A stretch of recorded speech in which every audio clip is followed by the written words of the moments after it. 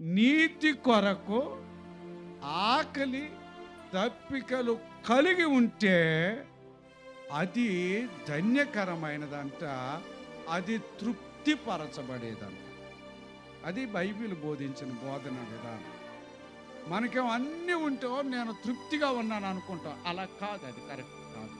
Bible చెప్పి నీవు నేను ఎప్పుడు తృప్తిగా ఉంటామంటే నీతి కొరకు, నీతిగా జీవించిన, న్యాయముగా జీవించినప్పుడు, అది నీకు నష్టం కలిగిన, అది నాకు నష్టం కలిగిన, అది మనకి బాధ కలిగిన, ఏమాత్రము నిన్ను అనారోగ్యములోనికి నెట్టినా అప్పుడే నీకు తృప్తి కలిగే జీవితాన్ని దేవుడిస్తాడు తప్ప అన్యాయంగా నీతి నియమం లేకుండా మన ఇష్టానుసారంగా జీవిస్తూ ఎన్ని ఉన్నా అది తృప్తినివ్వలేదు.